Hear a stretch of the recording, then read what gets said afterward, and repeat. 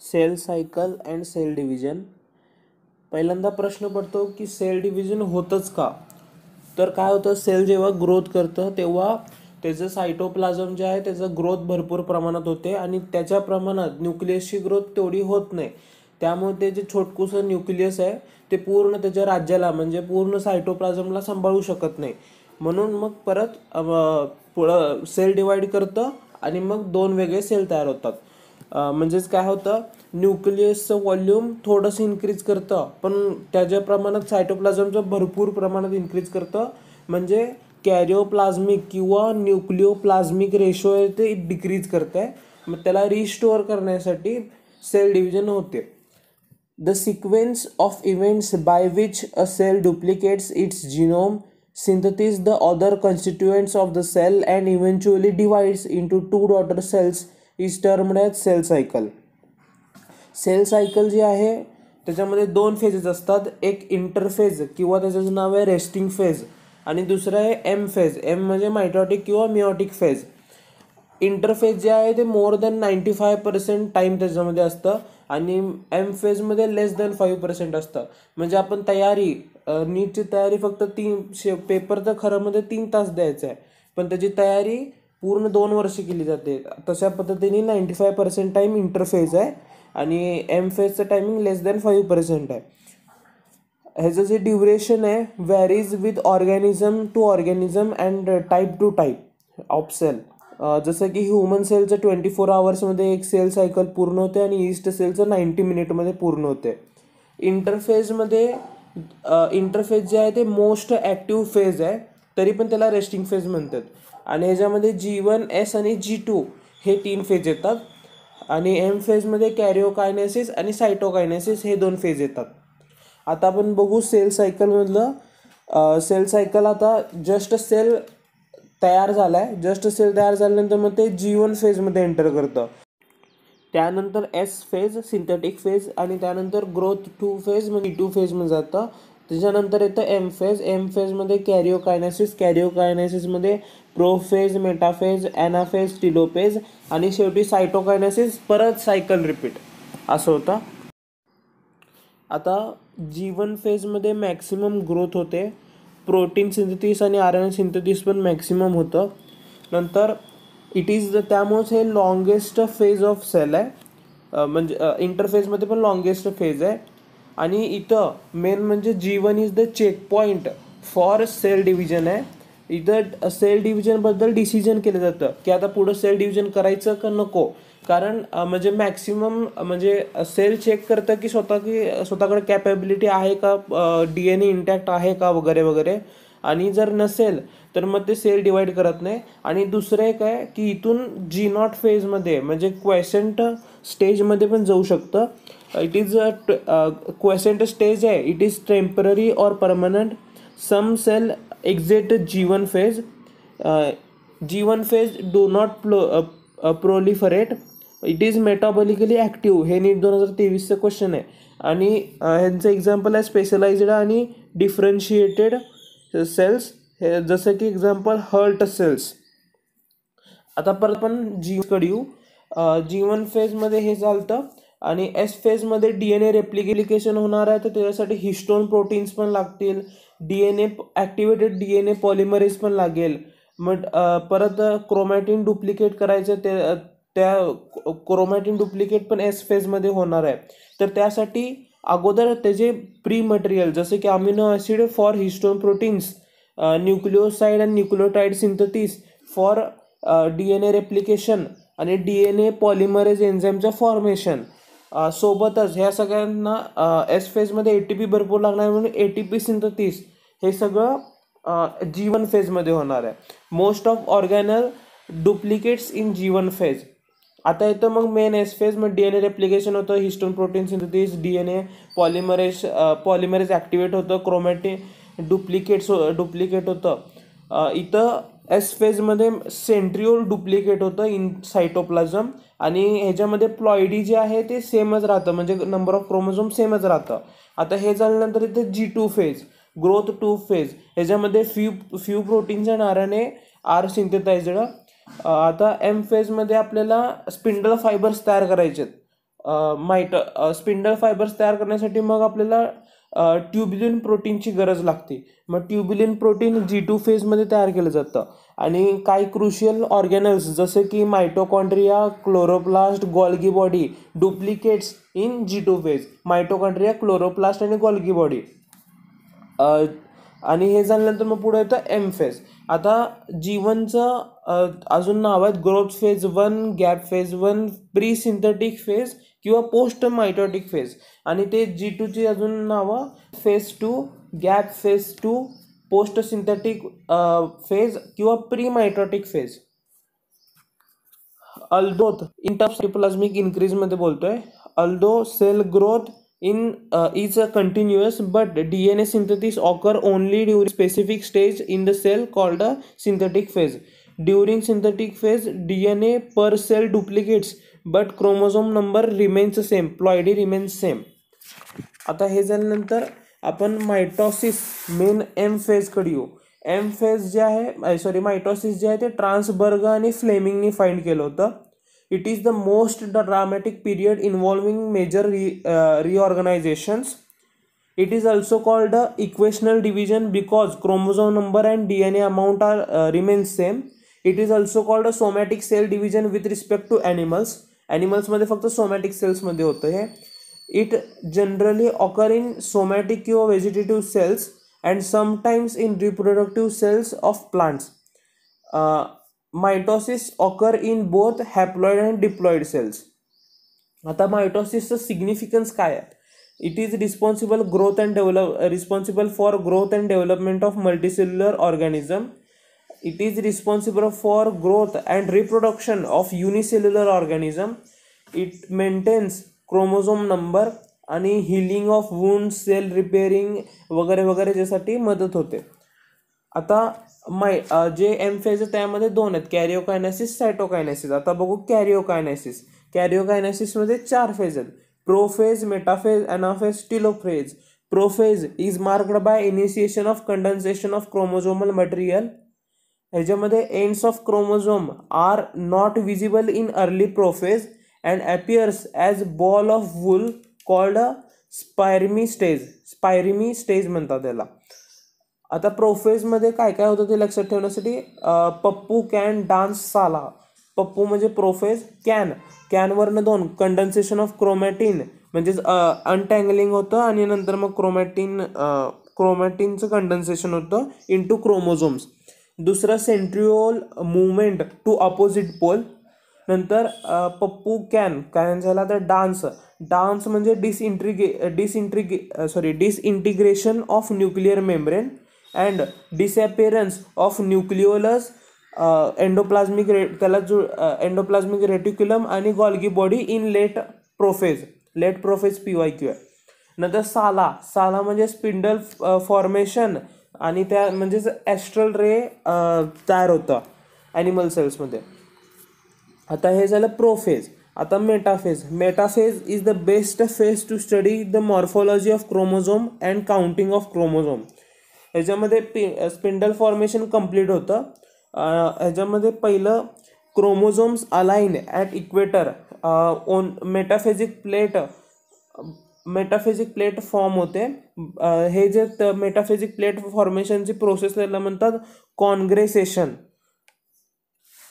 मायटोसिसमध्ये single metaphasic plate तयार होते as they align in only 1 line.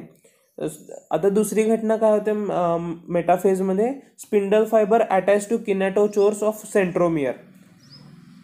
आता हे मेटाफेज झाला. तर ॲनाफेज म्हणजे अलग होणं. Chromosome number duplicates here. Chromosome number double होतं ह्याच्यामध्ये कारण sister chromatids are separated by the pressure and each sister chromatid now called a daughter chromosome which move towards opposite poles. ह्याच्यामध्ये सेंट्रोमियर टुवर्ड्स एनसाइडमध्ये line आहे centromere towards pole with arms trailing behind असं त्याला describe करतात. आणि anaphase आहे ते best phase to study the shape of chromosomes.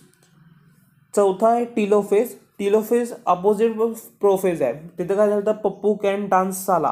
आता सालापासून सुरुवात केलो, तिथं स्पिंडल फॉर्मेशन झालं, इथं स्पिंडल डिसॅपिअरन्स होतं. नंतर मग डिसइंटिग्रेशन डान्समध्ये तिथं प्रोफेजमध्ये डिसइंटिग्रेशन ऑफ न्यूक्लिअर मेम्ब्रेन झालं, डिसॅपिअरन्स ऑफ न्यूक्लियस ER आणि गॉल्गी बॉडी झालं. हे इथं काय होतं, रिअपिअरन्स होतं. मग परत कॅनवरनं काय होतं, कंडेन्सेशन ऑफ क्रोमॅटिन आणि त्याचं अनटँगलिंग होतं. आणि सेंट्रोलचं काय नाही आहे. मग आता टिलोफेजमध्ये अनकॉइलिंग होतं, डिकंडेन्सेशन होतं आणि परत क्रोमॅटिनचं टँगलिंग होतं त्याच्यामध्ये. आणि परत न्यूक्लियोलस ER आणि गॉल्गी बॉडी रिअपिअर होतात. एवढंच आहे. आणि ह्याच्यामध्ये मायटोटिक फेजमध्ये शॉर्टेस्ट फेज आहे ते ॲनाफेज आहे, अलग अलग होणारं. आणि लॉंगेस्ट आहे ते प्रोफेज आहे. आता ह्याच्यामध्ये एक चार्ट आहे ते बघून घ्या. आता हे झालं कॅरिओकायनेसिस. कॅरिओकायनेसिस नंतर सायटोकायनेसिस. सायटोकायनेसिस म्हणजे सायटोप्लाझ्मिक डिव्हिजन. सायटोप्लाझ्मिक डिव्हिजन ॲनिमल सेलमध्ये आणि प्लांट सेलमध्ये वेगळं असतं. ॲनिमल सेलमध्ये स्टार्ट ॲट लेट ॲनाफेजमध्ये स्टार्ट होतं. प्लांट सेलमध्ये starts after completion of telophase. ह्याचं कारण काय, ॲनिमल सेलमध्ये प्लाझ्मा मेम्ब्रेन फ्लेक्झिबल आहे, पण प्लांट सेलमध्ये सेल वॉल रिजिड आहे, इनएक्सटेन्सिबल आहे, त्यामुळे वेगवेगळ्या पद्धतीने होतं. ॲनिमल्समध्ये फ्युरो किंवा ग्रूव मेथड होते. त्यामध्ये कॉन्ट्रॅक्टाईल रिंग ऑफ मायक्रोफिलामेंट्स ॲक्टिन प्रोटीन असतं. हे मायक्रोफिलामेंट्स, इथं मायक्रोफिलामेंट्स यूज होतात, पण सेल प्लेट फॉर्मेशनमध्ये मायक्रोट्युब्युल्स लागतात ट्युब्युलिन प्रोटीनच्या. फ्युरो मेथड आहे ते सेंट्रिपिटल आहे, पेरिफेरीपासून सेंटरकडे येतं. आता ह्याच्यामध्ये प्लांट सेलमध्ये सेल प्लेट आहे, मायक्रोट्युब्युल्स ट्युब्युलिन प्रोटीन यूज करतात. हे सेंट्रीफ्युगल मॅनरमध्ये सेंटर टू पेरिफेरी फॉर्म होतं. ह्याच्यामध्ये phragmoplast are formed by Golgi body which get converted into cell plate which later act as middle lamella. आता आउट ऑफ NCERT 2 पॉईंट्स आहेत. Aster म्हणजे centriole plus spindle fibres असतात, astral rays, centriole plus astral rays. Animal सेलमध्ये astral किंवा amphi astral condition found होते, पण तेच plant सेलमध्ये ॲन ॲस्ट्रल कंडिशन फाउंड होते, म्हणजे ॲस्ट्रल फॉर्मच होत नाही. Best cell to study the mitosis is onion root tip. हे NCERTचा पॉईंट आहे. आता दुसरं second out of NCERT point, mitogens are chemicals promoting mitosis. They are auxin, gibberellin, cytokinin, insulin. नंतर mitotic poisons, chemicals not promoting mitosis. ह्याचे example आहे the ribonuclease, mustard gas, azide, cyanide, chalones वगैरे. आणि सर्वात महत्त्वाचं colchicine is responsible for chromosomal doubling, कारण it inhibited spindle formation. हे mitosis complete झालं. आता meiosis was discovered by Farmer and Moore. It is also called reductional division as number of chromosome reduced to half with respect to parent cell. मिओसिसचं significance काय आहे, it brings variations through crossing over which have important role in evolution. To keep the chromosome number same in sexually reproducing organisms. Meiosis ensures production of haploid phase in sexually producing where fertilization restores the diploid phase. आता parent sale आहे, parent sale नंतर G1 फेजमध्ये जातं, नंतर S, मग G2 नंतर मग M1 phase, meiosis 1 phase which is actually reductional. मग त्यामध्ये कॅरिओकायनेसिस 1 होतं. मग प्रोफेज 1 मध्ये लिप्टोटीन, झायगोटीन, पॅचिटीन, डिप्लोटीन आणि डायकायनेसिस. मग त्यानंतर हे प्रोफेज 1 झालं. मग मेटाफेज 1, ॲनाफेज 1, टिलोफेज 1. मग त्यानंतर सायटोकायनेसिस 1 होतं. मग त्यानंतर डायड ऑफ सेल्स तयार होतं. मग तिथं इंटरकायनेसिस नावाचं एक फेज असतं, ज्याच्यामध्ये G1 आणि G2 फेज तर होतं, पण S फेज होत नाही, DNA रेप्लिकेशन होत नाही. आणि मग परत मग मिओसिस 2 फेजकडे जातो, तिथं इक्वेशनल डिव्हिजन होतं जस्ट लाईक मायटोसिस. याच्यामध्ये कॅरिओकायनेसिस 2, सायटोकायनेसिस 2 होतं आणि शेवटी टेट्रॉड ऑफ सेल्स तयार होतं. एक सेलपासून 4 सेल तयार होतात. आता कॅरिओकायनेसिस 1 बघू. कॅरिओकायनेसिस 1 मध्ये पहिल्यांदा प्रोफेज 1 मध्ये लेप्टोटीन, झायगोटीन, पॅचिटीन, डिप्लोटीन आणि डायकायनेसिस. डिप्लोटीनचं नाव आहे बकेट स्टेज. ह्याच्यामध्ये thread like chromosomes which are long and cylinder attached to nuclear membrane. ते न्यूक्लिअर मेम्ब्रेनला अटॅच झाल्यामुळंच ते असं फुलासारखं दिसतं, म्हणून ह्याचं नाव आहे बकेट स्टेज. त्यानंतर सेकंड झायगोटीनला सिनॅप्टिक स्टेज पण म्हणतात, कारण इथं सिनॅप्सिस होतं. सिनॅप्सिस म्हणजे lateral pairing of homologous chromosomes असतं. ह्याच्यामध्ये it is synapsis occur by the help of synaptonemal complex which are nucleoproteins. इथं बायव्हॅलेंट म्हणजेच 2 क्रोमोझोम होमोलॉगस असलेले बायव्हॅलेंट तयार होतं, which are tetrad with respect to chromatids बोलले. हे झाल्यानंतर पुढं लिप्टोटीन झालं, झायगोटीन झालं, मग पॅचिटीन म्हणजे त्यामधले पॅच आहेत एकमेकांवर ओव्हरलॅप होतात, क्रॉसिंग ओव्हर होतं, रिस्पॉन्सिबल फॉर व्हॅरिएशन्स. टेट्राड जे आहे ते झायगोटीनमध्येच तयार होतात, पण क्लिअरली विजिबल पॅचिटीनमध्ये आहेत. Tetrad clearly visible in pachytene. Recombination nodules म्हणजेच साईट ऑफ क्रॉसिंग ओव्हर त्याच्यामध्ये असतात. क्रॉसिंग ओव्हर किंवा जेनेटिक रिकॉम्बिनेशन पॅचिटीनमध्ये होतं, म्हणजेच काय आहे, exchange between non sister chromatids of homologous chromosomes. ह्याच्यामध्ये ते क्रॉसिंग ओव्हरसाठी रिकॉम्बिनेज एन्झाईमची गरज आहे. पॅचिटीन झाल्यानंतर डिप्लोटीनमध्ये सिनॅप्सिस झालेलं आहे, ते डिसिनॅप्सिस होतं, म्हणून ह्याचं नाव आहे डिसिनॅप्टिक स्टेज. ह्याच्यामध्ये मग डिसिनॅप्सिस होताना जिथं क्रॉसिंग ओव्हर झालं तिथले पार्ट जॉईंट राहतात, मग ते एक्स शेपसारखं दिसतं, ज्याला म्हणतात चायझमॅटा फॉर्मेशन.